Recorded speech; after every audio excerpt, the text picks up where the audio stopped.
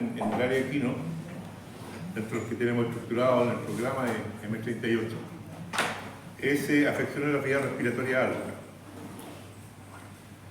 La verdad es que la afección de la vía respiratoria alta es una patología bastante importante, digamos, y se van a dar cuenta por qué es importante y dónde es importante dentro de la clínica.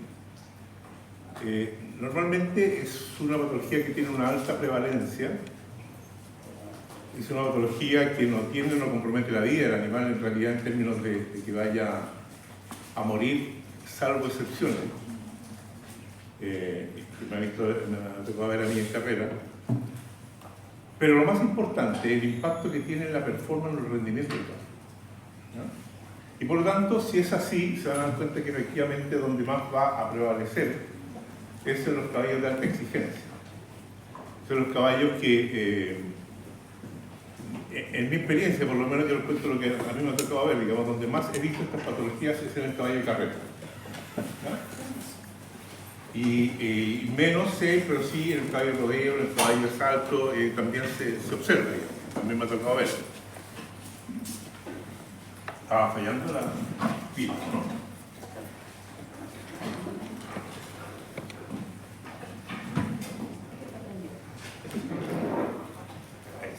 Gracias.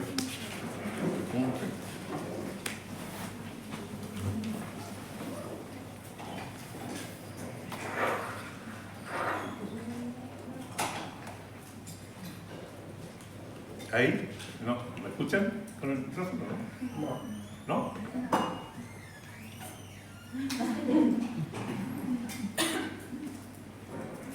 ¿Ahí me escuchan? Sí. Entonces, bueno, estábamos hablando, ¿cierto?, de las patologías articulares. ¿No? No, y bueno, el caballo de carrera es donde más me ha tocado a mí verlo, ¿ya? Y aquí ocurre algo bien curioso, digamos, el hecho de que la consulta, el motivo de consulta, disminución de performance o disminución de rendimiento, es un motivo de consulta muy frecuente, especialmente en el caballo de carrera. Porque obviamente están midiendo en el caballo la posibilidad de que el caballo gane sí o sí, y que gane, y que gane, y que gane. Por lo tanto, el que no gana y con una disminución de performance, de rendimiento, es un motivo de consulta frecuente. Y cuando eso ocurre, nosotros vamos al caballo y tratamos de buscar en todos los sistemas y en todos los órganos, digamos, la posibilidad de encontrar algo que me explique por qué el caballo está con una baja performance o una baja rendimiento. Y así examinamos principalmente el músculo esquelético al tiro, porque es lo más frecuente. Examinamos una sobrecarga hepática, examinamos una alteración cardiovascular, etcétera, etcétera, etcétera. Hacemos una endoscopía de las vías respiratorias altas en reposo y post ejercicio, y en ninguna de esas encontramos la causa de por qué el caballo tiene una baja performance. Y existe aproximadamente un 20 a un 25% de motivos de consulta baja performance en la cual no encontramos ninguna de las alteraciones que le he mencionado. Sin embargo, cuando realizamos una endoscopía dinámica, es decir, con el endoscopio puesto en la nariz y el caballo corriendo con el endoscopio puesto y nosotros mirando, ¿cómo se llama? Vía remota, lo que está ocurriendo, el 20-25% se nos baja, pero así, ¿ya? Se nos baja en forma importante. O sea, quiere decir que efectivamente hay un porcentaje de alteraciones o patologías que afectan las vías respiratorias altas que no son detectables a través de la endoscopia en reposo y post ejercicio y que solamente ocurren en el momento que el caballo tiene su máxima exigencia. Producto de que lo que se produce es un colapso dinámico de la vía respiratoria alta.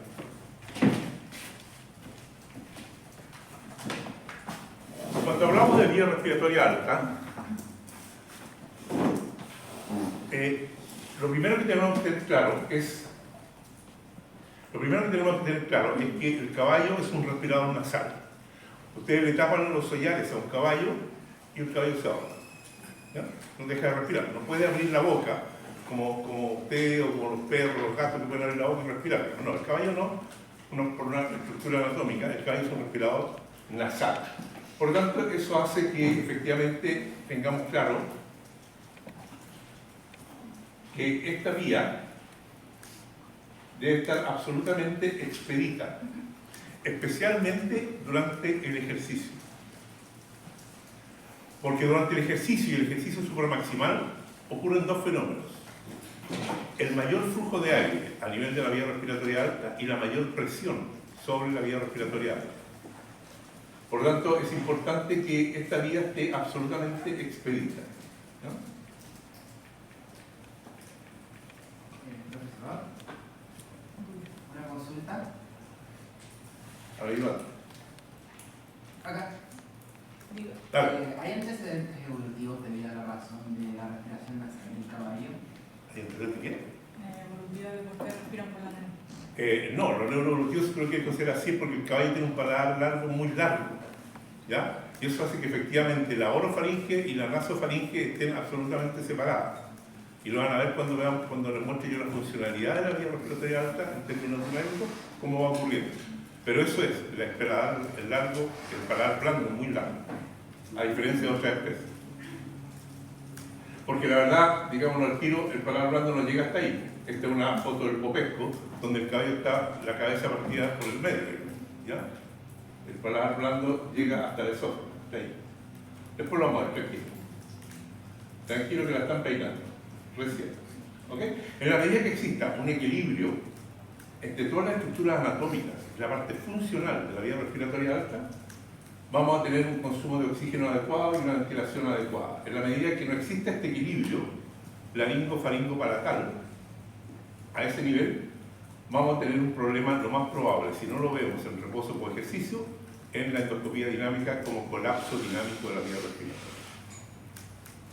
Las alteraciones pueden estar en cualquier parte, ya sea en los ollares, ya sea en la parte del paladar blando, faringe, laringe, senos paranasales pueden estar influyendo, lengua, el músculo epiglotico y oides. Todas esas estructuras tienen que estar absolutamente funcionando en forma armónica para que se produzca efectivamente un equilibrio faringo-laringo-palatal.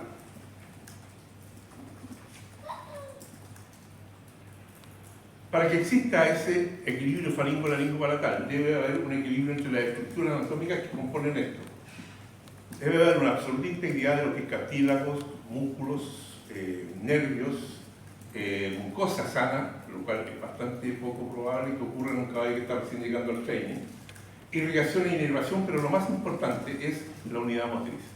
Y la unidad motriz significa el nervio unido al músculo para que el músculo se contraiga. Toda esta vía respiratoria alta está formada por una serie de músculos que tienen que tener absoluta integridad de la unión de músculos con nervios. Muchas de estas patologías que producen el colapso dinámico se ha visto que tienen relación con una falla en la inervación de la musculatura de la vía respiratoria alta. ¿Ya?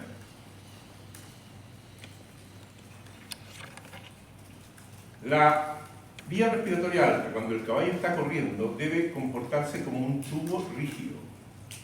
¿Ok? Un tubo rígido. En la medida que entre el aire.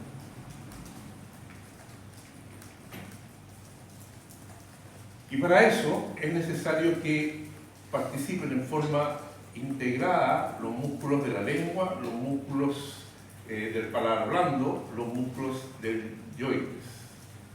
Es importante que exista una inervación adecuada por las ramas que ustedes tienen ahí de los pares craneanos, y es muy importante que la mucosa esté sana, porque resulta que en la mucosa están los receptores que forman la primera captación del estímulo que lleva por la vía aferente, arco reflejo, vía eferente, contracción muscular. Por lo tanto, si la mucosa está inflamada, está infectada, obviamente esa primera recepción no va a existir, ¿ya? Es muy frecuente, por ejemplo, ver caballos de 2 años que llegan de los criaderos al training y sufren una serie de estrés, obviamente trasladarlos del campo a encerrarlos en un cubículo de 2,5 por 2,5, digamos, y que los saquen un rato, les den agua, los paseen, etc. Es un estrés importante y desarrollan una faringitis folicular en la faringe, es muy frecuente. Una faringitis folicular que hiperplasia todo el tejido linfoide, y eso hace que los receptores que captan para que se produzca la contracción muscular empiecen a fallar. Entonces es frecuente que los caballos muy jóvenes que están cursando algún tipo de patología de la vía respiratoria alta, infecciosa o inflamatoria, hagan un cuadro de colapso dinámico, pero que sea transitorio y que dura lo que dura la infección o la inflamación. Entonces, claro, a los cirujanos nos encanta, digamos, meternos ahí y operar la laringe, pero cuidado, sí, hay que operar cuando tenga indicación quirúrgica, ¿no? No hay que apresurarse. Bueno, dentro de la estructura importante hay que tener claro que el movimiento de la lengua es un aspecto importante en el equilibrio faringo-laringo-palatal. El movimiento de la lengua, porque la lengua está unida al yoides y a la laringe, ¿ya? A la laringe se une por el músculo híodo-epiglótico. Hay patologías del músculo híodo-epiglótico que explican el colapso dinámico de la vía respiratoria. Y si ustedes se fijan, hay una serie de músculos dentro de la faringe, dentro del paladar blando, que son importantes. Además, los músculos extrínsecos, el esternoioideo, el omoioideo y el esternoctiloideo, son músculos extrínsecos de la laringe, pero que también participan, ¿ya?, en mantener este equilibrio faringo-laringo-palatal. El paladar blando y los músculos, ahí tenemos A, faringe, B, tensor del velo del paladar, C, elevador del velo del paladar, D, músculo preteriofaringio, músculo palatofaringio, el E. Estos músculos deben estar intactos porque de lo contrario va a colapsar la vía respiratoria alta. ¿Ok? Eso es lo que yo les decía con respecto a la imagen del popesco, ¿ya? Que como se está cortando la cabeza en forma sagital por el medio, pasa, llega hasta ahí en el dibujo, pero la verdad es que el paladar blando hace esto. Es decir, lo que tiene es un orificio en la parte caudal. Y por lo tanto, cuando se corta el popesco, lo hace aquí. Entonces aparece solamente hasta la parte de ahí. ¿Está claro? ¿Qué es eso? ¿Mi rodilla? ¿Está claro? ¿Está claro? Véanlo acá. Esta estructura, que es el orificio caudal del paladar blando, se llama ostium intrafaringio. ¿Ok? Ostium intrafaringio. Y aparece los procesos corniculados del aritenoide y aparece la epiglotis por delante. ¿Ya? Y vamos a ir viendo a medida que vamos desarrollando. Bueno, este ostium intrafaringio debe tener una tensión adecuada para poder que se comporte como un tubo rígido en esta vía respiratoria y permite el paso de aire. ¿Okay? Cuando se produce el colapso dinámico, lo que ocurre es eso. Se colapsa, este tubo ya no es rígido, sino que se colapsa esa vía respiratoria alta e impide, por supuesto, el ingreso de aire. ¿Ya? Para nosotros poder hacer esa evaluación de esa vía respiratoria alta, si está ocurriendo un colapso o no, normalmente lo que usamos es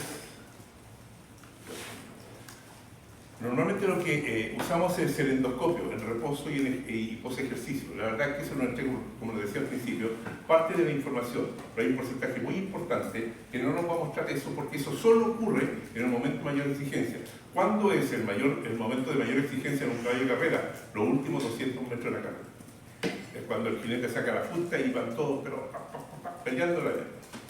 En ese momento, muchos caballos se produce el colapso y se quedan parados. Y pasan todos los caballos. ¿No? La forma de ver lo vimos por mucho tiempo, digamos, hace años atrás, a través del uso del treadmill. El treadmill es esta misma correa que ustedes usan para trotar, lo mismo se usa para los caballos. ¿Ya? Tiene una serie de inconvenientes y se da falta. Nosotros teníamos en Chillán, la Universidad de Concepción tenía, el otro que tenía era, que también hacemos estudios con ellos, en la Universidad de La Plata, en Argentina, tenía el treadmill. Pero el treadmill tiene sus inconvenientes. Hoy día, afortunadamente, existe la endoscopía dinámica y por lo menos, de lo que yo sé, digamos,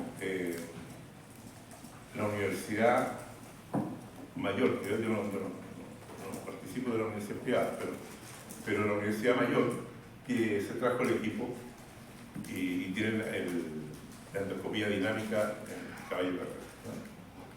Eso pasa que le explica más que. Perdón, más que. The horses compound exercise on the treadmill.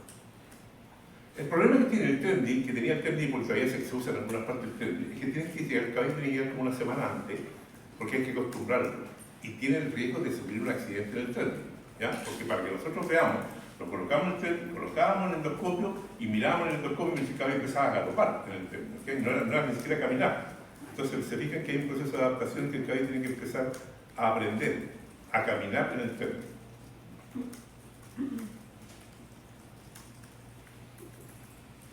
Entonces se coloca el endoscopio y se va mirando mientras el caballo va. Ahí debe llevar unos 5 días, ya el 4 días en el recinto. Hasta que se le exige el máximo para emular lo que puede hacer un ejercicio de una carrera. Eso no sirve de nada, ese trote no sirve de nada para evaluar nada, ¿ok? Ahí ya me empezó a gustar más, ¿te fijas? Pero obviamente que existe el riesgo de que se caiga, que se tropiece y se caiga.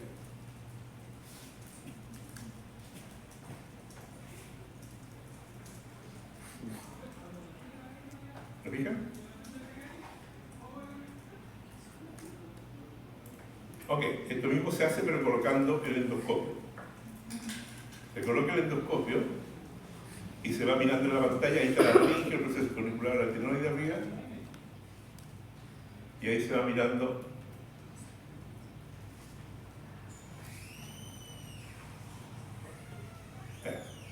¿ya?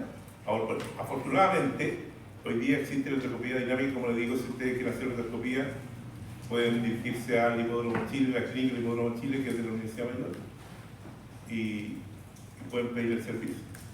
La endoscopía dinámica es esa. Esa es la clínica del Hipódromo Chile y ese es el endoscopio que se coloca en la cabeza del animal. El endoscopio está metido en la nariz y el caballo empieza a correr y en la oficina se quedan con el computador, siempre quedan viendo qué es lo que está ocurriendo en la vía respiratoria alta en los 200, 400, 800, 1200 metros, etc. Se puede manejar wireless, se puede manejar luz, agua para limpiar el endoscopio, etc. Esto nos ha permitido realmente avanzar muchísimo en el diagnóstico de la patología de la vía respiratoria alta, en todas aquellas que producen colapso dinámico y que no se observa en la endoscopía en reposo, ni se observa en el post-ejercicio.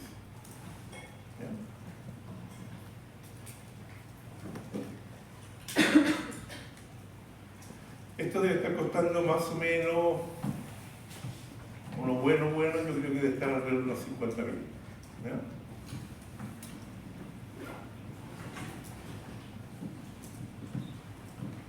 Lo cual no deja de ser, digamos, o sea, igual como un equipo radio mortal. 50 millones, a $50.000, $40.000. Claro. Pero por una universidad pareciera que no. O no debiera, perdón, estamos acá. No debiera ser el problema. Para que vean un poquito el manejo de cómo se coloca, que no presenta grandes inconvenientes para el caballo, no empieza a meter en la nariz, no hacer correr, la verdad es que no.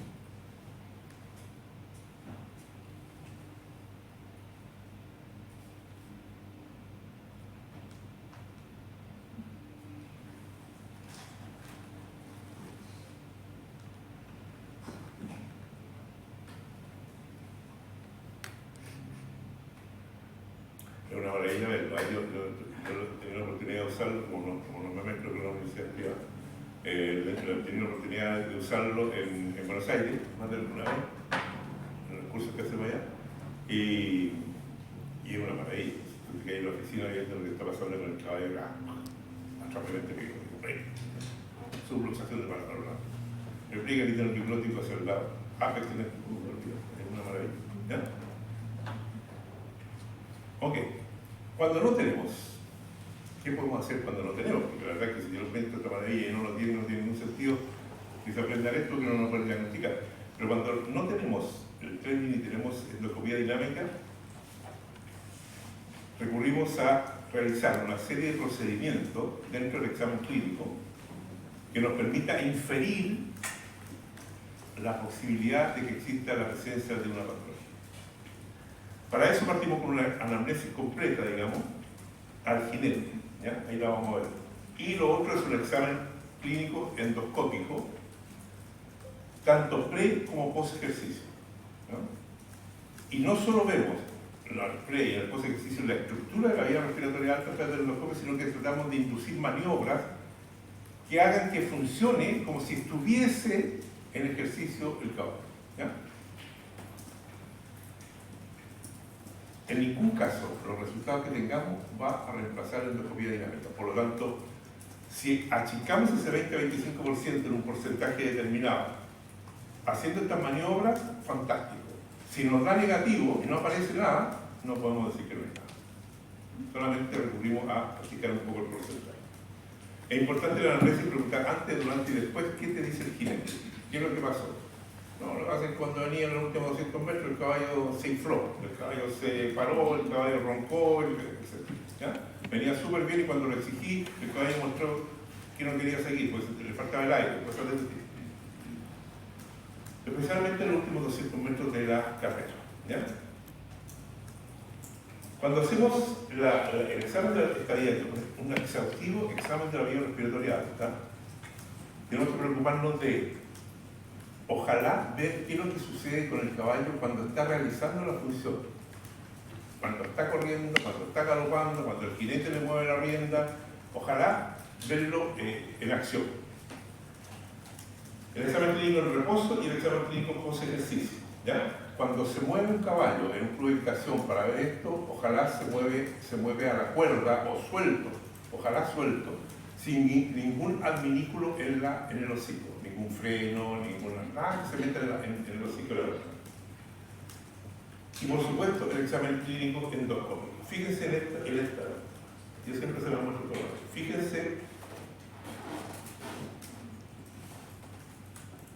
en este caballo. Salió del partidor en primer lugar y empieza a avanzar. Esta es la Ryder Cup. Esta Ryder Cup tiene un premio chico, digamos, 5 millones de dólares. Eso es por eso por el caballo en Estados Unidos. Es una milla en cuarto. ¿Ya? Fíjense en Richard Ramson. Adelante. Casaquilla azul, gorro azul.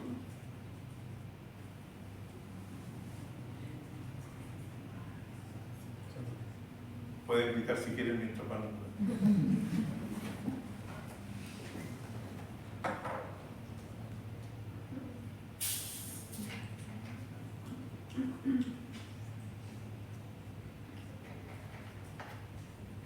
Richard Ramson adelante por 2 cuerpos. Se mantiene, digamos, por 2 cuerpos adelante. El segundo empieza con un cuerpo.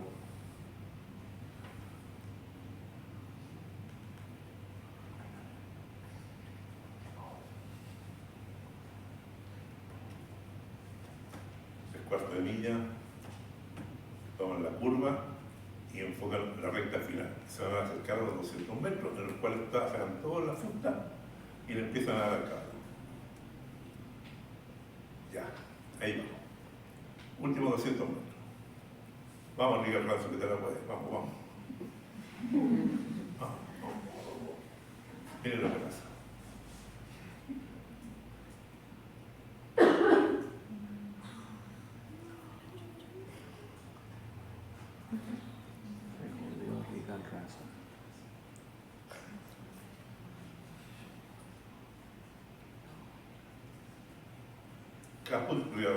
Ganando a 1. Ese ganó 5 millones de dólares.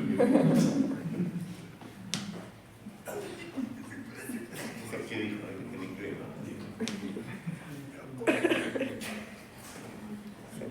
¿Estamos? Esa es una conducta muy clásica, muy típica de un caballo que ha tenido un colapso dinámico de la vía respiratoria. Primero sale. Apura, aumenta la presión, aumenta el flujo de aire, colapsa la vía respiratoria y pasa lo que pasó. Le ganó a 1 viniendo toda la carrera de más de 1600 metros, viniendo primero. ¿Ya? Fíjense la diferencia ahora. Hipódromo Chile, Santiago de Chile. Sexta carrera 1200 metros, condicional, macho 3 años, no ganadores, 56 kilos. Partiendo. Por eso le digo que es importante ver el comportamiento del animal en la función que él realiza.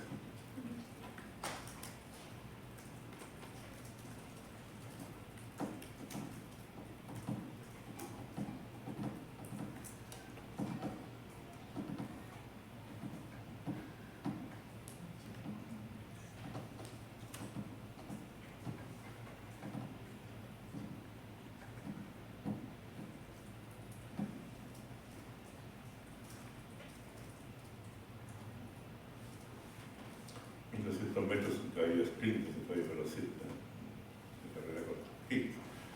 Vamos a la recta.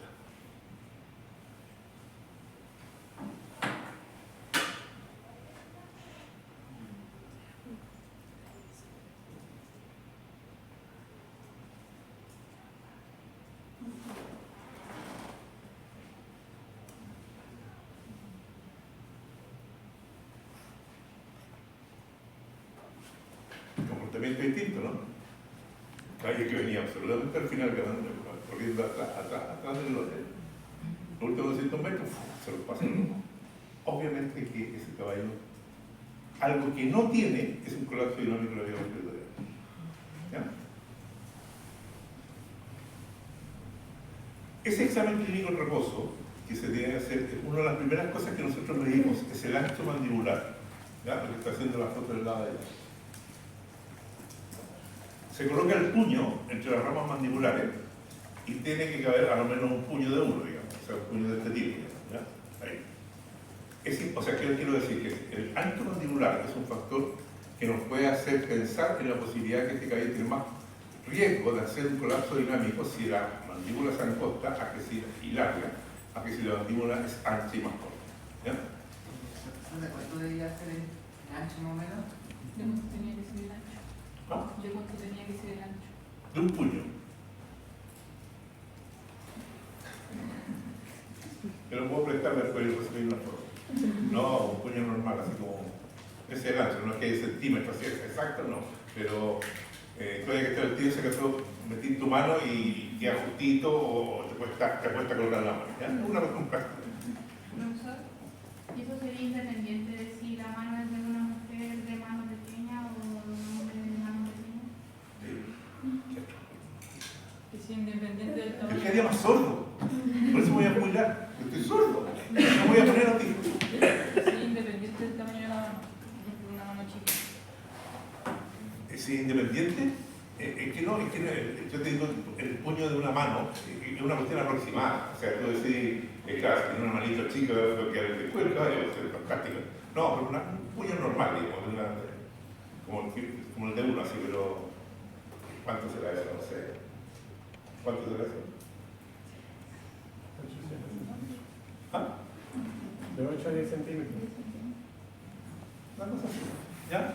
Pero ese es el punto, no es que sea estrictamente el puño de una mano, una forma de decirlo. Ahora, ¿por qué es importante el ancho mandibular? Si se aplica la ley de Poisson, no se ve en la física, sea lo mismo, la ley de Poisson es el concepto solamente. Si uno, esto es para fluido, pero nosotros lo tomamos como para el aire, vemos que la resistencia que se opone al flujo de aire es directamente proporcional a una constante que es 8 al largo del conducto faríngeo e inversamente proporcional al radio elevado a la cuarta potencia. ¿Cuál es el concepto que se saca de eso? Para que ustedes tengan claro. El concepto que se saca es lo que dice aquí. Que la reducción del radio a la mitad significa que la resistencia aumenta en 16 veces. Ese es el concepto. ¿Ya? Si el radio, o sea, si la extensión mandibular es lo suficientemente importante como para disminuir a la mitad, la resistencia aumenta por estar elevada a la cuarta potencia en 16 veces. La prueba de presión del aritenoide, normalmente uno coloca la mano sobre el aritenoide y sobre el músculo fijo aritenoide dorsal y puede también examinar la posibilidad de que exista atrofia de esa musculatura, ¿ya? Más una prueba que les voy a mostrar posteriormente. Cuando uno hace eso, el caballo produce un estertor inspiratorio, ¿ya? Uno provoca un estertor inspiratorio. La palpación muscular es importante.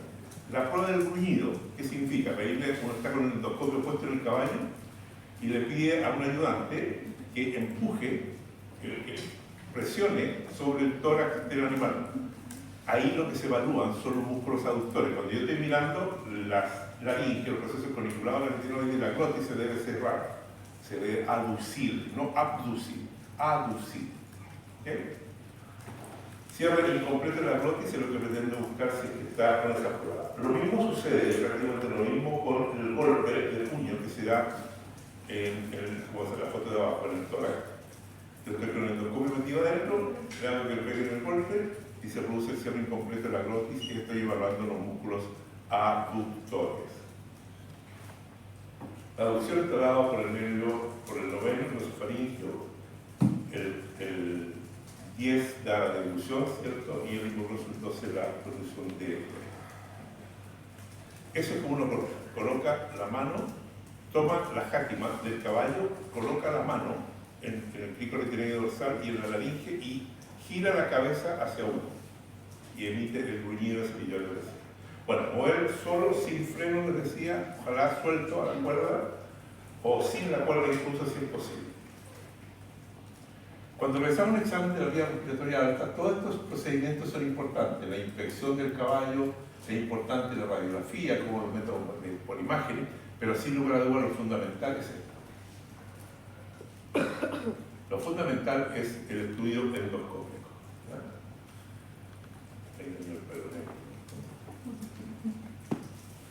El examen endoscópico de la vía respiratoria alta, fíjense en la fisiología cómo funciona esto. Aquí quiero que tienen velo el paladar, epiglotis, alitenoides. El caballo respira, velo el paladar, epiglotis, alitenoides. Respira y pasa por una vía expedita, como un tubo, la respiración.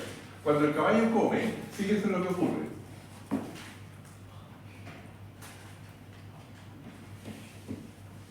Cierra la vía respiratoria, pone el pelo al paladar y traga por el esófago.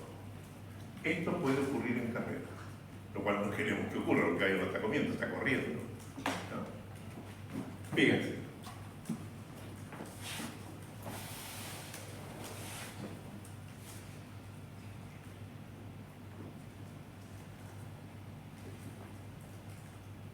Ahí. El caballo va a tragar. Ahí está respirando. Y entra el aire a la tráquea. Va para comer, baja el aritenoides, sube la epiglotis, se cierra la vía respiratoria y sube el paladar blando. En ese momento el caballo traga.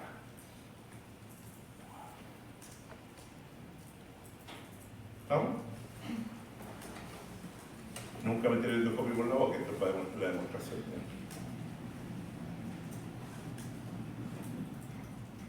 Y ahí se ve cómo está cerrada la vía respiratoria.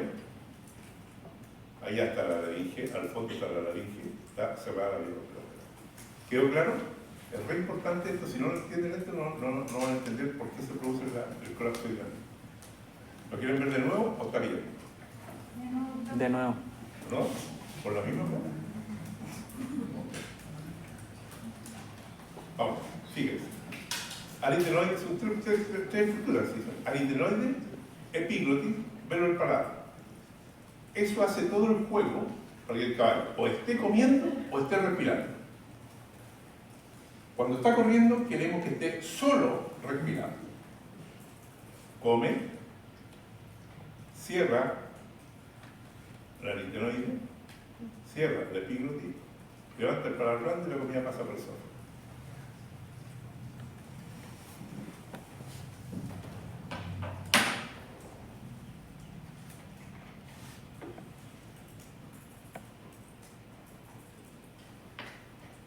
Está claro que si eso ocurre, debe discutir cuando el caballo está corriendo, con el esófago. Es el caballo que se quedó estático. Y eso se puede inducir tan fácilmente como un freno mal manejado. En carrera, si el jinete maneja mal el freno, lo hace que degluta y se afecta. Vamos a ver. Se hace este examen endoscópico tanto en reposo como post ejercicio, sin tranquilizante. Nunca aplicar tranquilizante en un examen endoscópico porque te exhibe absolutamente la funcionalidad de la estructura que acabo de mostrar. Tiene que ser sin tranquilizante. Por lo tanto, todos los métodos coercitivos que ustedes utilicen deben ser mecánicos. Puro, torcer la oreja, pero no medicamentos. Mantener el ángulo del cuello en una posición de reposo, y la posición de reposo del cuello es de 90 grados. Si ustedes disminuyen los 90 grados, van a hacer deglutir. Sin freno y sin ningún adminículo en la boca, porque eso induce la deglución. Un freno en la boca al hacer el examen hace que el cabello trague, y si el cabello traga, se suelta el otro intrafaringeo y pasa el paladar blando para arriba como cuando estuviese comiendo. Se observa la estructura, se ve un análisis de la estructura anatómica que podemos visualizar con la endoscopía, y posteriormente realizamos una serie de maniobras para ver la funcionalidad de esa vía respiratoria. Se induce el reflejo de deglución, se induce la aducción de los procesos corniculados, se induce la abducción de los procesos corniculados, se hace un cierre forzado de glótica. Todo esto ya lo vimos, con el golpecito acá en el torre, con este otro, se le cierra la nariz, con el objeto fundamentalmente de aumentar la presión artificialmente en la vía respiratoria. Porque sabemos que cuando aumentamos la presión se produce que se suelta el óptimo intrafaringeo y la epiglotis pasa debajo y se monta el pelo del párpado. Cuando se usen el endoscopio, tengan cuidado de algunas cosas. Uno, usar solo con jáquima en la sujeción, ningún freno y ningún adminículo en el hocico. Segundo, no usar frenos de ningún tipo, participación de a lo menos 3 personas. Hay que firmar el equipo, hay que firmar el caballo, hay que meter el endoscopio. ¿Ya? No usar tranquilizante, lo habíamos dicho, no usar tranquilizante en un examen endoscopio. El equipo con 1 metro de largo es suficiente para poder ver la vía respiratoria alta, y el grosor del equipo que hay acá es de 9,2 milímetros, es bastante adecuado, digamos, ya, porque si no nos vamos a estar metiendo con un colonoscopio humano y eso puede ser un poco grueso. Pero no se usa. Introducir 30-40 centímetros es suficiente, y el examen debe hacerse por ambas fosas nasales. ¿Ya? Porque perfectamente algo que no se está viendo en una se puede ver en la otra si está más cercano al hocico que a la parte de la faringe. Uso de maniobras inductoras de diferentes funciones, lo dijimos recién. Hay que tratar de producir todos esos movimientos, todas esas cosas con ciertas maniobras cuando uno tiene el endoscopio metido en el caballo para ver cómo está funcionando. ¿Ya? Les insisto, si a nosotros nos aparece alguna anormalidad, excelente, hemos hecho el diagnóstico. Si no nos aparece ninguna anormalidad, no podemos decir que no existe colapso de vida. ¿Ok? Eso no se le olvida, porque necesitamos una endoscopía dinámica para descartar completamente. Por lo tanto, estos exámenes nos sirven si nos dan información. Si no nos dan, no nos sirve. No nos sirve para decir que no. Uso de videoendoscopía dinámica, sí, eso ya lo vimos, y hacer ventilar a la lengua. Esto nosotros lo hacíamos harto tiempo, ¿no? Pero lo dejamos de hacer porque es peligroso. ¿Ya? Miren este video.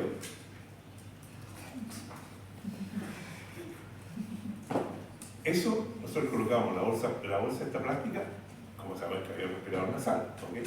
Pero resulta que, si ustedes se fijan, el caballo empieza a sacar el aire y se le empieza a ir la bolsa plástica en la fosa nasal. Y nos pasó más de alguna vez, lo dejamos de hacer, por supuesto, que el caballo se desesperaba, se paraba de mano y hacía un accidente y eso mataba al caballo. Así que esto no lo hagan.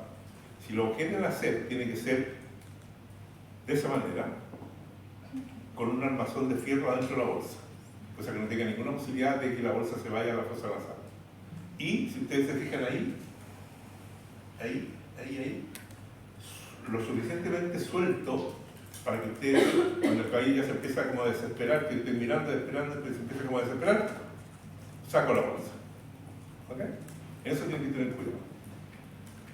¿Cuáles son las maniobras que realizamos?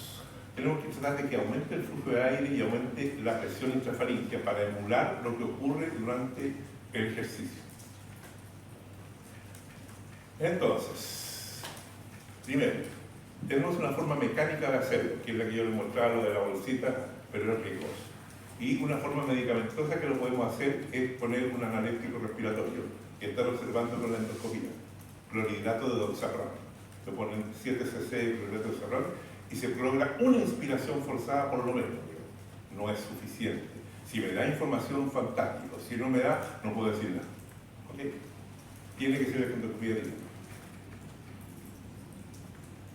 Cualquiera de estas maniobras que yo esté haciendo con la bolsita, con el plato de hexafrán, a mí me emula un galope, pero en ningún caso el momento de mayor exigencia de los últimos 200 metros. Eso se usa bastante, los gringos lo usan bastante, eso de hacer hiperventile, pero se piensan que la bolsa es gigante, para que hiperventile el caballo y se pueda observar si lo tiene el endoscopio puesto o observar el tipo de respiración torácica que tiene. Igual es pesante, que empieza igual como espiral en práctico en las cosas basadas. Y lo hace hiperventilar. Maniobras.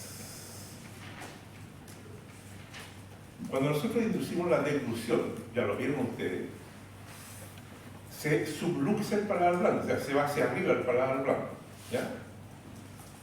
Pero el punto está que nosotros hacemos eso, logramos que el caballo degluta, el paladar blando se monta arriba como que fuera a tragar comida, la epíglotis queda abajo y el caballo inmediatamente trata de recuperar su posición anterior, que es la epíglotis arriba del paladar blando. Eso, lo que nosotros le podemos permitir al caballo es que no sea más en dos internos. Estoy tratando de inferir lo que estoy observando en el examen clínico a lo que podría estar ocurriendo. ¿Ok? El caballo me luxó, me desapareció la epíglotis a la vista, porque yo le induje que el reflejo de deglución, la epíglotis desapareció y el caballo y vuelve a la posición normal. Un intento, no lo logró. Segundo intento, lo logró, ok, me quedo tranquilo, lo más probable es que no haya un colapso de intento. Pero si pasa de 3 intentos, 4 intentos y todavía no logra volver a reubicar en la posición inicial, tengo que entrar a sospechar de que el caballo en carrera podría estar haciendo un colapso de intento. ¿Ya? Estoy tratando de darles tips que puedan inferir si no tienen la endoscopía dinámica.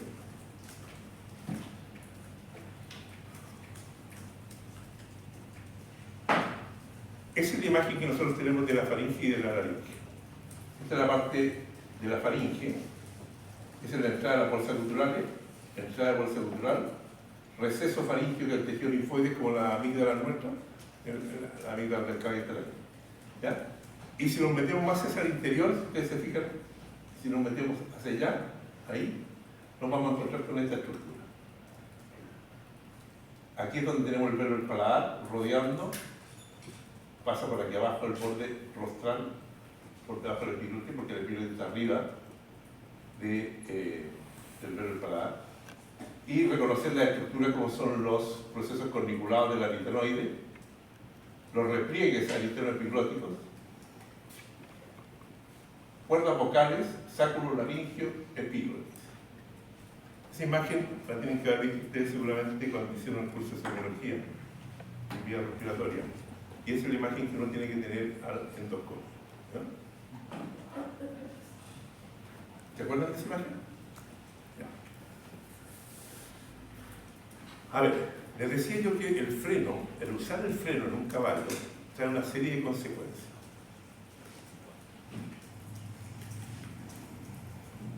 Esta tríada de laringe, ilioides, lengua se mueve en conjunto. Si el caballo deglute, mueve el yoides, pero el yoides está unido a la laringe. Por lo tanto, desitúa la ubicación de la laringe. Esto es fantástico y es muy bueno que ocurra si el caballo está comiendo. Pero es absolutamente contraproducente que ocurra cuando el caballo está en los últimos 200 metros de la carrera. Eso les queda claro, ¿cierto? Bueno.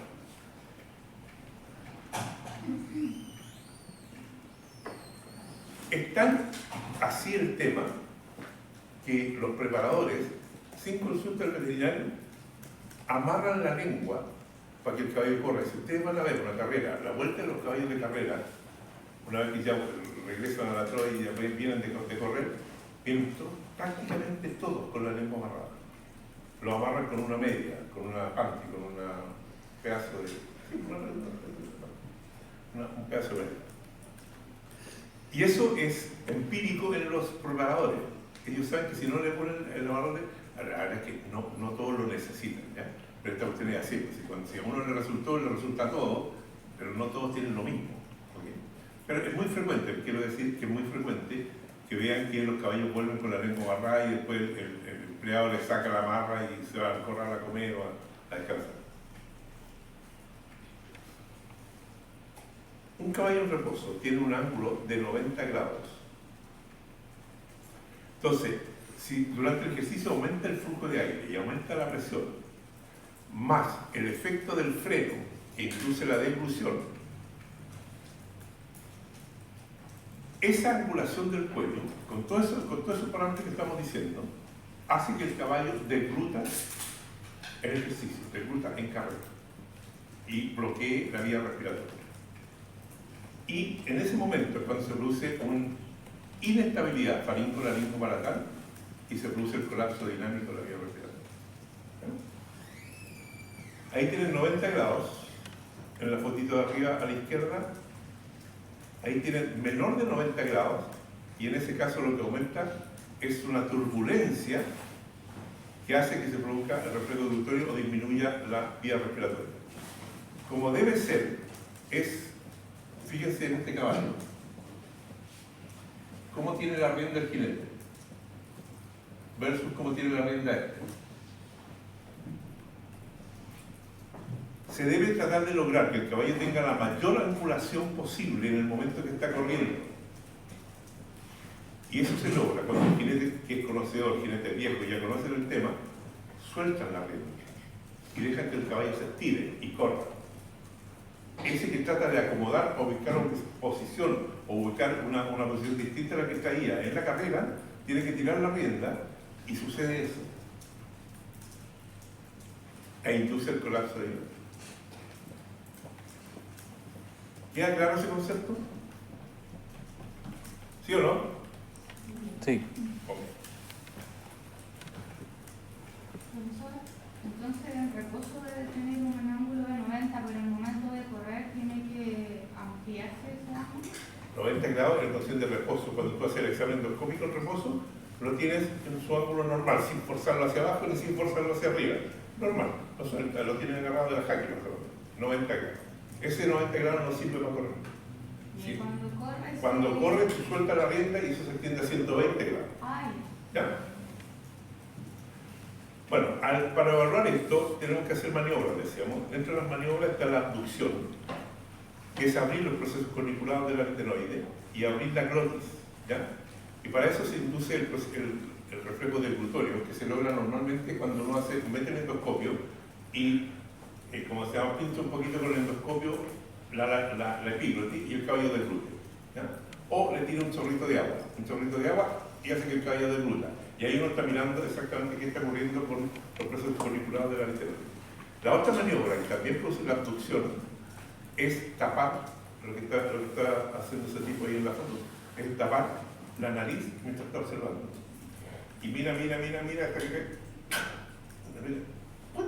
y se abduce los procesos corniculados de la vida.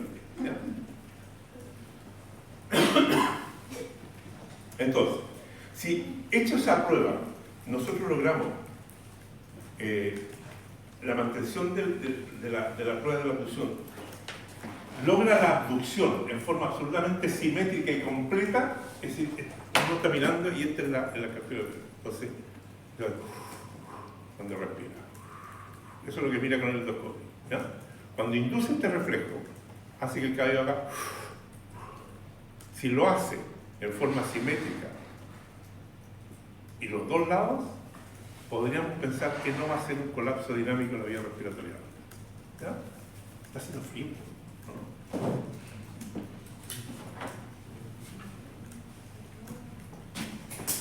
Si no logramos, fíjense,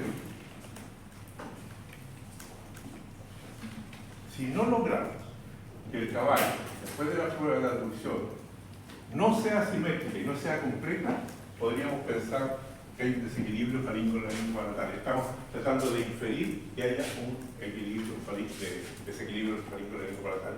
Eso, por supuesto, va a producir un colapso dinámico de la vía respiratoria. Cualquier cosa que no entiendan, pregúntenla por favor. No hay problema, explícanos bien. No se queden con ninguna duda. Esa es la imagen característica que nosotros tenemos. Visto esto, que es lo anatómico, lo funcional y lo fisiológico, nos vamos a dedicar a ver unas 3 patologías de la vía respiratoria como las más frecuentes, habiendo alrededor de unas 20-25 patologías que uno puede diagnosticar con una endoscopia dinámica. Pero les voy a mostrar por lo menos las 3 más importantes, ¿ya? Las que son más frecuentes. Y una de esas es la subluxación de paladar blando. Ya ustedes tienen los conocimientos para entender fisiológicamente cómo se puede subluxar. Aquí lo van a entender mejor. Procesos corniculados de la litenoide, glotis y la epiglotis. ¿Cuál es la epiglotis? ¿Ah? ¿Cuál es? ¿No está? No está. Esto es para... Oye, algo suena aquí. Esta es la baldosa. Ah, es la baldosa. Para el rodeo. ¿Qué? ¿La baldosa? Sí, Sí. ahí. No sé yo. No, nosotros No, lo ya, que la acá se ve, Sí. está levantado el piso. Qué raro, Ah, qué raro. rarísimo. ¿Qué es lo que tenemos ahí? El borde del óseo intrafaringeo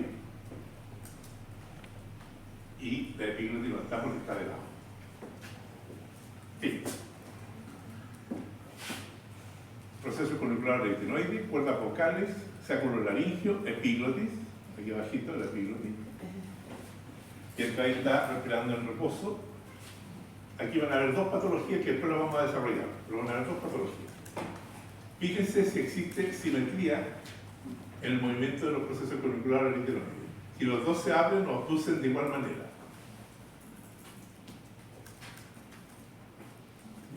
¿No? No. O sea, ahí hay una patología que vamos a ver después, una neuropatía laringia recurrente. ¿Ya? Vamos a ver. Veamos qué otra patología aparece.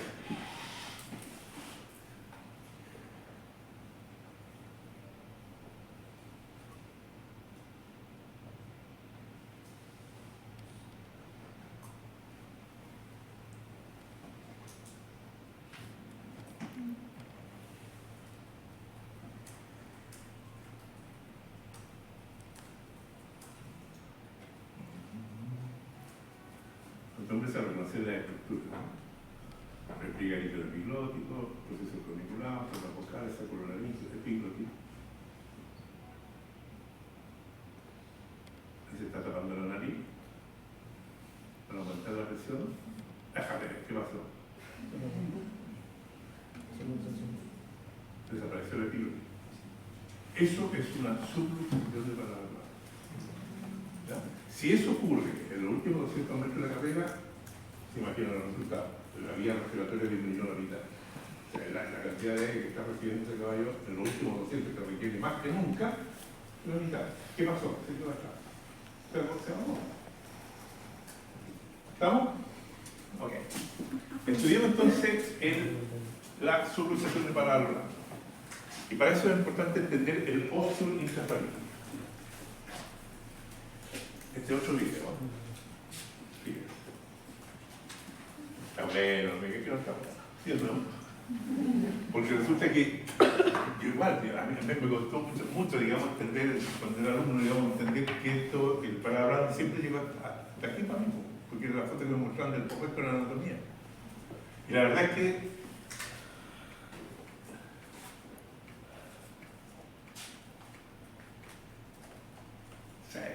sí, ¿no? Se fijan que el paladar blando llega hasta el esófago, pero tiene un origen, tiene un orificio.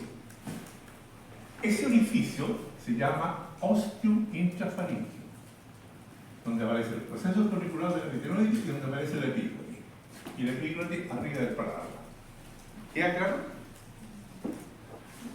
Entonces, cuando pongo el endoscopio y miro, yo miro esto. ¿Sí o no? ¿Se entiende? Yo miro esto. Miro los procesos corniculados de la litenoide. Miro la epiglotis. Esta es la imagen normal que yo debería tener. Siempre y cuando este ósteo intrafaríngeo esté sano. Que la musculatura del paladar blando esté sana para mantener la tensión. Que la musculatura de la faringe esté sana para mantener la tensión del tubo.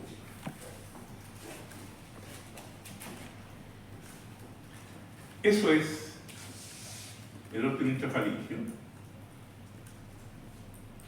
Y esa es la imagen que nos tiene que dar. Entonces, en este ósteo intrafaríngeo nosotros tenemos un borde caudal, un borde rostral y dos pilares. Dos pilares del ósteo intrafaríngeo. Si ustedes se fijan, y hacemos la emulación siempre, de que esto es como un ojal, de una camisa, un ojal. Y el botón es el filo de abajo. Y el proceso de la tensión. Si el ojal tiene la tensión suficiente, el botón está donde está. Si el ojal, ¿qué pasa con el botón? Se sale el botón, ¿sí o no? Bueno, es una, no sé lo que, encuentro que es como un ejemplo que existe en realidad. Y pasa eso. Se soltó el ojal, saltó el botón. Ahí está.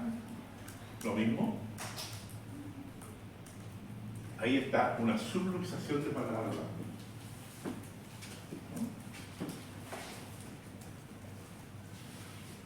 Eso es lo que estamos viendo.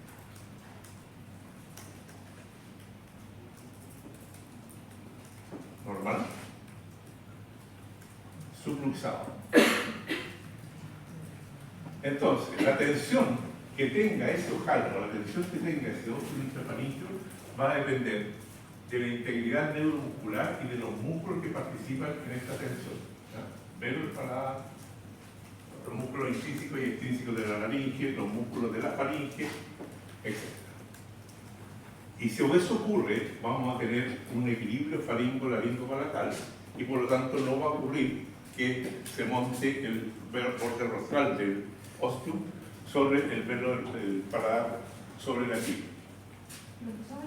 La pérdida de tensión del ósteo intrafaríngeo es lo que nos produce un desequilibrio faringo-laringo-palatal en muchas patologías que lo pueden producir, ¿ya?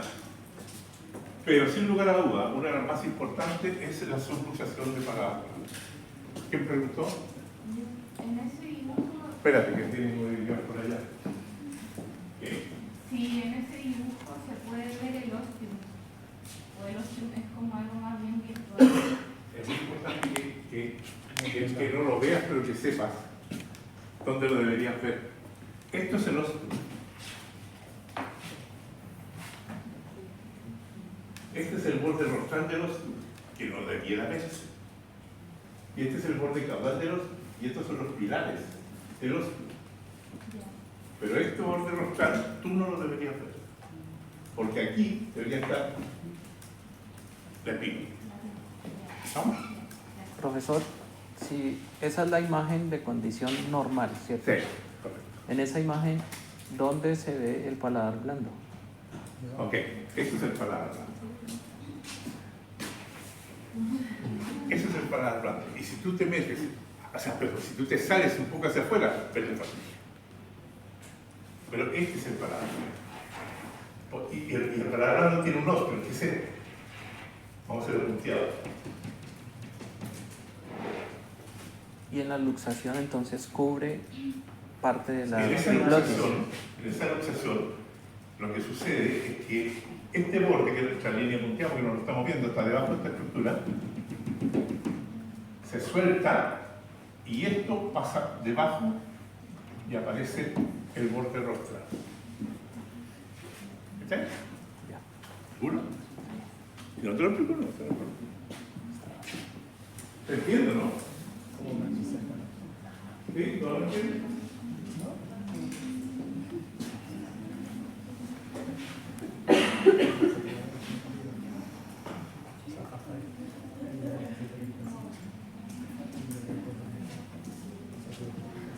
Esta subluxación nosotros la podemos ver en reposo o solamente la podemos ver con endoscopia dinámica. Hay casos en que solo ocurre cuando el caballo está en los últimos 200 metros de la carrera. ¿Ya?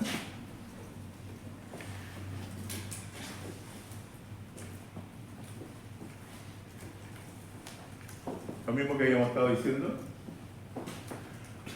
se produce la subluxación hablando porque se pierde la tensión del otro intrafaringeo, pérdida de la tensión de la musculatura que forma la pared de la faringe o de situación de la laringe.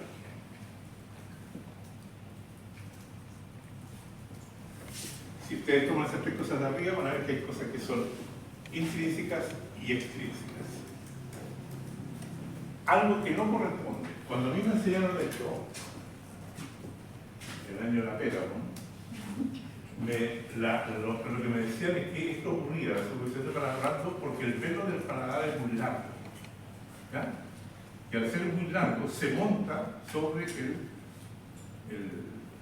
se llama? La epíglote, ¿cierto? Se monta sobre el epíglote y esa es la razón por la cual sucedía. Y nosotros tuvimos mucho tiempo, incluso en Estados Unidos, cuando nosotros allá se hacía eso, que era una estafilectomía. Pero el paladar muy largo, entonces nos metíamos por vía de la nicotomía, abríamos la laringe con el cabello dorsal y nos recortábamos. No les cuento la cantidad de caballos que liquidamos con eso. Son las cosas que ocurren en la medida que se va desarrollando la tecnología, digamos. Eso es algo que no puede. Esto no se produce porque existe un pelo del paladar claro, en absoluto. De hecho, la cirugía que se hace hoy día es otra. Ok, ya tenemos claro eso, ¿cierto?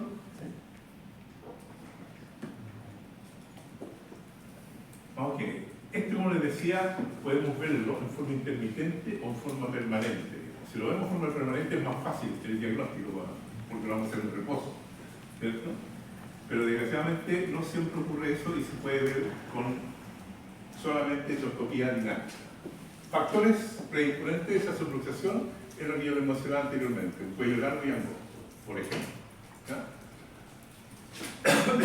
Cualquier patología de base, y ahí tienen cualquier cantidad, cualquier patología que base, como de base, una de las importantes para mi gusto, pues tampoco es mucho, digamos, la hipoplasia epiglótica, caballos que nacen con una epiglotis muy pequeñita y en forma de espátula.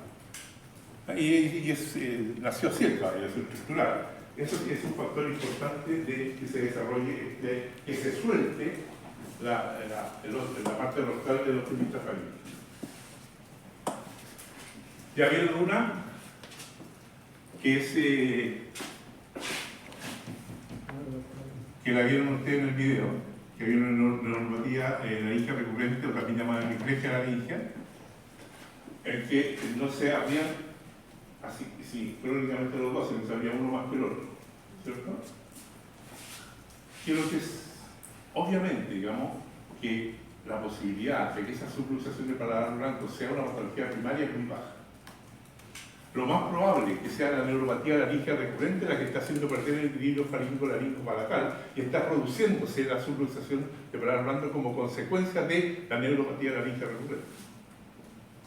Entonces, si nos dedicamos a tratar la subluxación del paladar blando en ese caballo que yo les mostré en el video, no vamos a conseguir absolutamente nada. Tendríamos que tratar de manejar la neuropatía laringia recurrente y lo más probable es que si la logramos manejar a través de la cirugía, no vuelva a luxar. ¿Ya?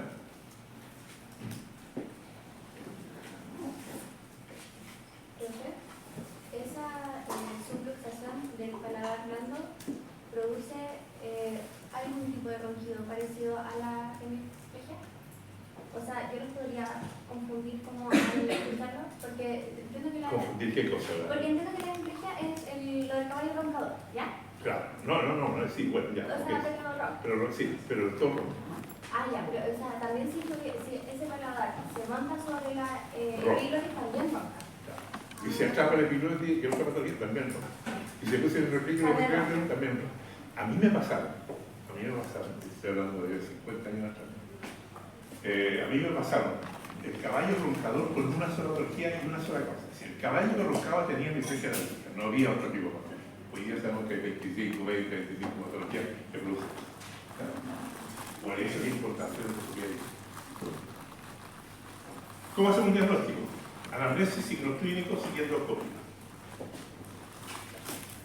En el caso de la anamnesis, yo le decía que es súper importante preguntarle al jinete qué es lo que notó él en los últimos 200 metros. ¿Hasta qué no tenemos clase? 12:50. O sea, ¿qué cuánto? ¿Media hora? Bueno, entonces lo que hay que decir es que entonces la anamnesis lo que se le pregunta en la anamnesis es muy importante el antecedente, el motivo de consulta cuál es.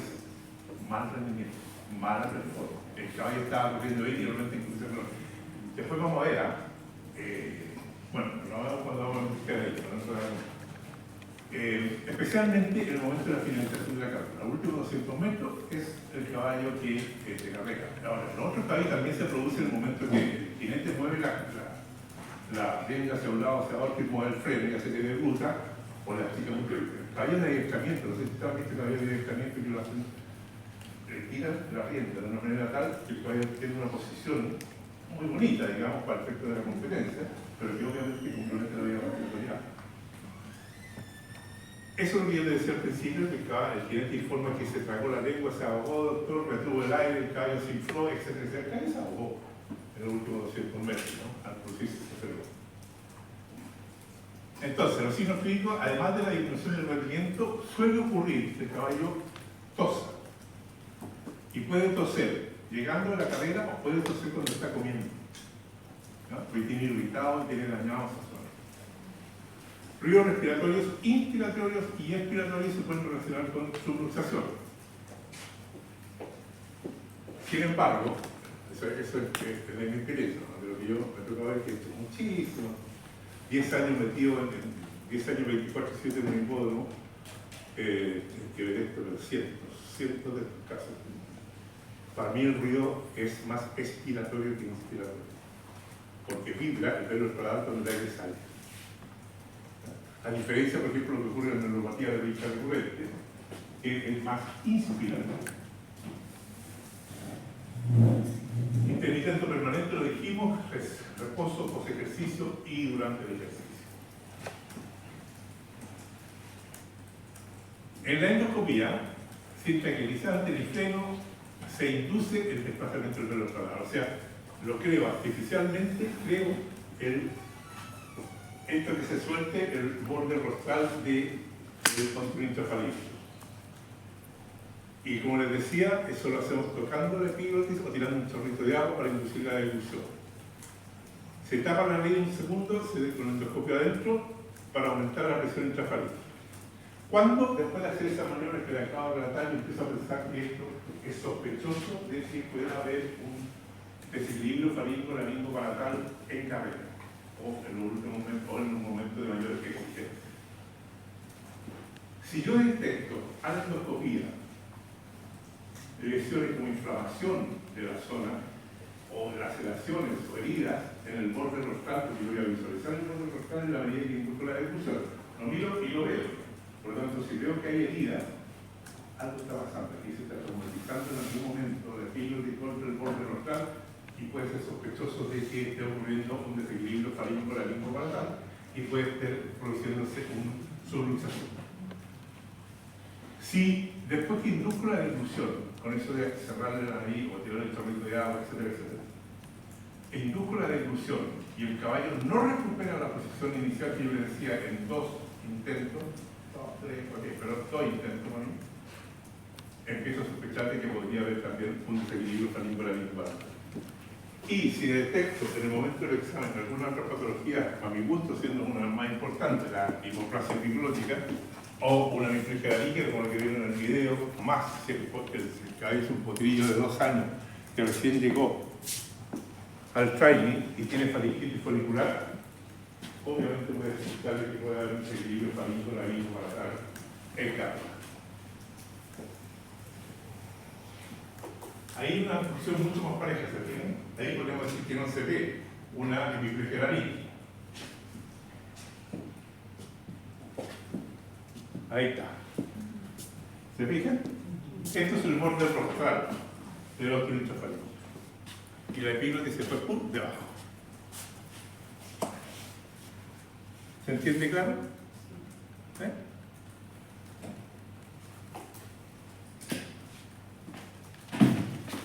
Eso está muy inflamado, ¿eh? El proceso curricular de la vitreosis está muy rojito y muy inflamado, lo cual indica que puede haber algún tipo de trauma más allá del volumen. Cuando dice que se va la epiglotis hacia abajo, ¿quiere decir que se retrae o cómo es que ¿Se retrae? Sí, No, ¿cómo no. se expone? Esa es otra. La retroversión epiglótica es que sea otra patología.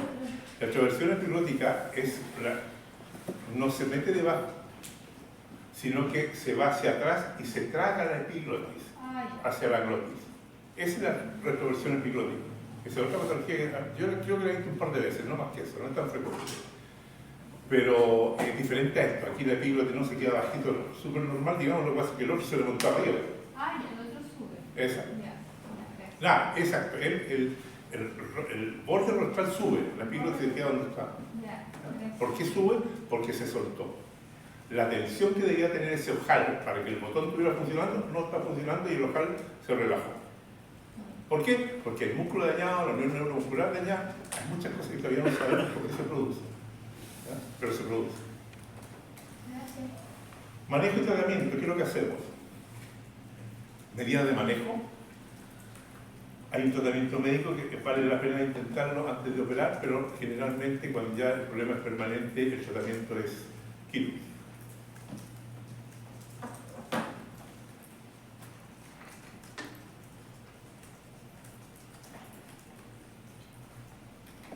Me dijeron que a ustedes no les dan recreo, ¿verdad? No, es mentira. Son unos mentirosos, sigamos. ¿Cómo le llamamos que si está un poquito de una hora, cuánto, una hora y media de clase?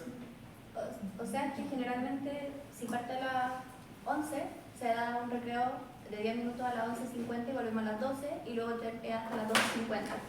A las 11, a 10 para las 12. 10 para las 12 debió haber habido un recreo, pero ya. Se nos pasó la hora.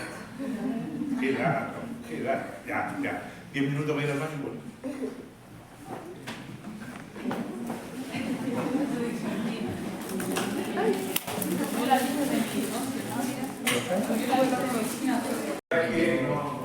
A ver, en el sentido que tiene un poco lo que hemos estado conversando, ¿no? El tratamiento médico y el tratamiento médico se basa fundamentalmente en tratar de controlar una eventual infección o inflamación de la vía respiratoria alta que pudiera hacer que los arcos reflejos, como estábamos, no estén funcionando. Porque los receptores de la vía respiratoria están bloqueados por la inflamación o por la infección. Ese es fundamentalmente lo que es el tratamiento médico. El más importante, el manejo. Ahora, normalmente esto es una cuestión que se usa mucho en Buenos Aires, bueno, en la ONU en realidad, que es hacer una mezcla de furacil, dimetilsulfóxido, prednisolón y glicerina. Lo usan como inhalación. Puede ser, ¿no? La verdad es que una faringitis folicular, una faringofaringitis, normalmente, como existe contaminación de flora secundaria, se trata con antibióticos y generalmente con un beta-lactano, porque son gran positivos la mayoría. Y con eso se soluciona. Pero se lo menciono como posible terapia, es decir, una antibiótico-terapia, broncodilatadores y mucolíticos. Tampoco tiene muchas células mucolíticas, la verdad es que incluso algunos, digamos, cuando le dan un mucolítico tiene que darse como 15 días y sigue con todo igual. Hay mucho más poco efectivo según yo, y yo no tengo la verdad de nadie con empezado.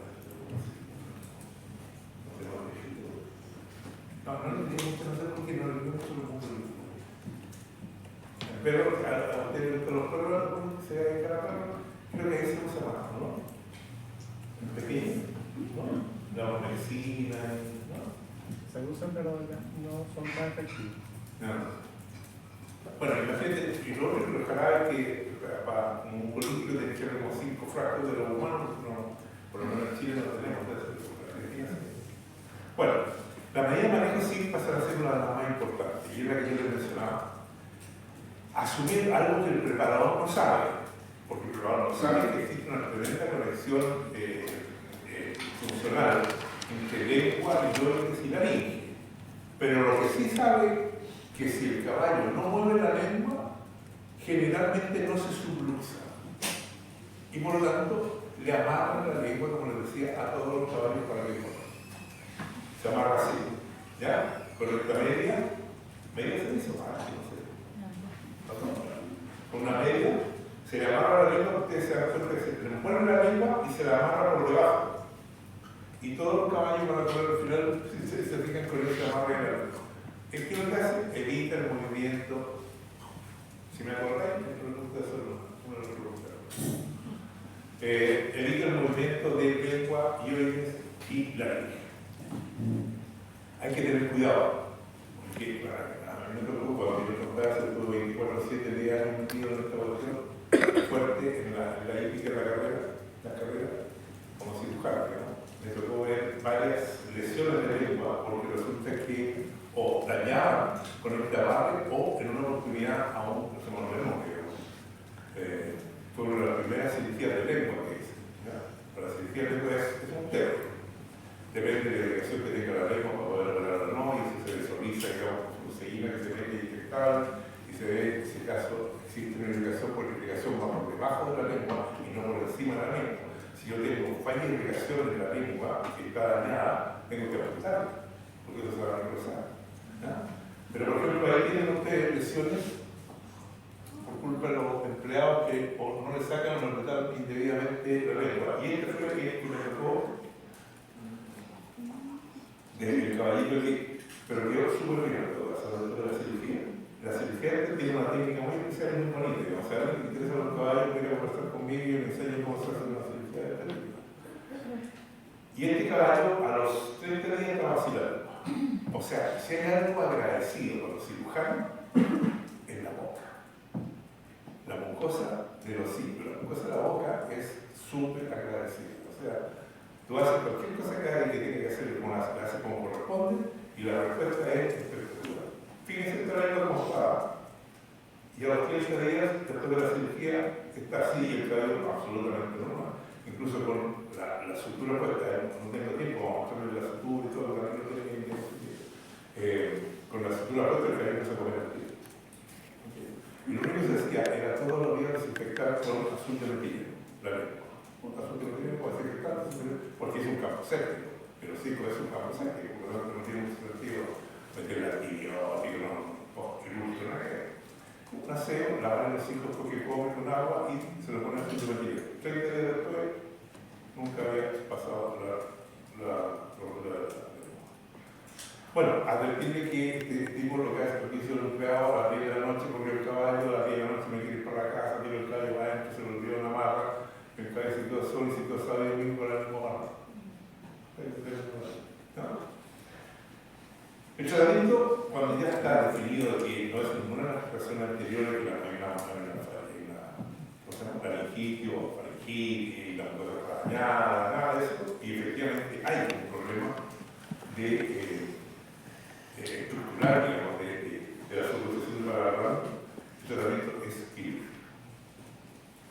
Mucho tiempo hicimos la miectomía de los músculos artísticos, la miectomía de los músculos tenotiroides, tiroides y hemoioides, y hacíamos la miectomía, sacábamos cosas así de músculo, digamos, y gritábamos que había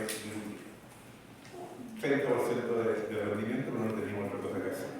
Después empezamos a mezclar, a mí estoy contando un poco la historia de lo que te puedo pasar a mí, después empezamos a mezclar la miectomía con la estafilectomía, o la estafilectomía sola, que fue al principio que hacíamos estafilectomía sola, es decir, recortar el borde del paladar porque era muy largo. Después los caballos terminaban eliminando alimentos por la fosa nasal y yo por la fosa nasal, pero teníamos un 30% de rendimiento, muy bajo. A mí cirujano con un 30% no es un buen rendimiento quirúrgico, en absoluto. Por lo tanto, pasamos por todo eso. Incluso en algún momento estuvimos también haciendo o sola la miectomía de solamente el estenotiroideo, que va a la cara posterior de la cara lateral del cartílago tiroideo. o la mezclamos con estas vectorías. Bueno, nada de eso hoy día sí. ¿Ya? Hoy día tenemos un rendimiento del 80% y eso nos va a hacer unos 2 o 3 cirugías, que es la fijación rostral de la línea, Type for Work. En la línea de Type for Work es hoy día la cirugía de visión y tenemos alrededor de aquí. Nosotros hicimos un 85% de rendimiento. Nos fuimos del 30 al 85. ¿En qué consiste? Básicamente en volver a situar espacialmente el cartílago pícoro. Nos preocupamos de la silloide y del proceso lingual. Entonces, ¿qué es lo que hacemos? Lo que hacemos es que ahí el glúteo dorsal, este es el glúteo dorsal. Entramos con una alineación, buscamos el yoide y en el yoide hacemos una perforación en el hueso basiloide. Y en el hueso basiloide, al hacer la perforación, pasamos la prótesis y la llevamos hacia atrás y la fijamos al tiroides. ¿Qué es lo que logramos con eso? Que al llevar el basiloide al tiroides se resitúa espacialmente la línea. 85% de rendimiento en su luces de paladar. Esta es otra patología. Creo que nos tomamos, no sé, ya no alcanzamos, ¿no? O sea, aquí quedan 7 minutos. ¿7? Sí. Ok. ¿Qué es lo que el tratamiento periódico es muy diferente a la subluxación de paladar. Este concepto, pues lo retomamos la próxima clase. ¿Ya? Cuando empecemos, no sé qué es lo que vamos a hacer la próxima clase, pero la ciudadanía, el prestigio, lo que viene después. Y después nos sacamos una semana, ¿no? La de receso. Nos sacamos una semana y termino con sistema digestivo cólico como una semana y media más, algo así. Algo así. No, te le toca esto antes del receso. ¿Todo seguido? Sí. No. No. Va, te puedo seguir. La vuelta dice. No, si me pego una saltada, no sé por qué, o porque tienen prueba, o porque hay una semana de algo, semana olímpica, todo, no sé. ¿En serio? Y el lugar, El lunes tengo clase. ¿sí o no? El lunes tenemos clase con tesis muy... Tenemos el lunes rápido, porque estoy haciendo clase de noche 19, por lo tanto estaría calculando la certificación de la enfermedad. Yo voy el martes, voy el miércoles. Y de ahí me salto para el último tema como una semana y media. Vean.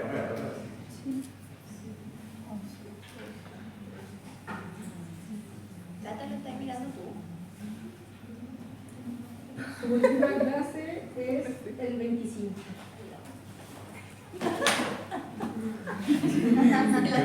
Trabaja el fin de semana. Hay que no mucha plata para el lunes. Se la transmito. ¿Viste que conocemos que se salta? ¿No? Tenemos la semana Yo mi malo. Ya, chiquillos. Si tomamos el tratamiento periódico, nos vamos a estar muy como en taxa ahorita. Les quedó claro la parte fisiológica, anatómica de la vía respiratoria alta, les quedó clara la subluxación de paladar blando. Si quedó claro, estamos fantásticos. Y retomamos el próximo martes conmigo. Vamos a retomar esto, más el tema que nos quede, que es la ministra o el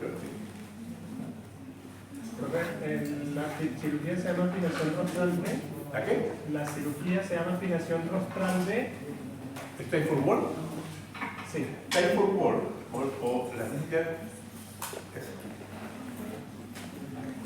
porque la llevo hacia rostral. O sea, aquí está la epígloti y lo que hago yo es hacer esto en el espacio.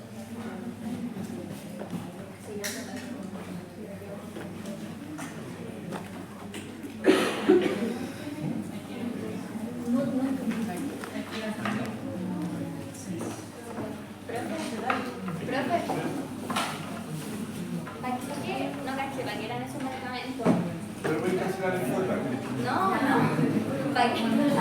Los medicamentos para qué eran, no caché. Para controlar la infección o evitar la inflamación, pero no más que eso.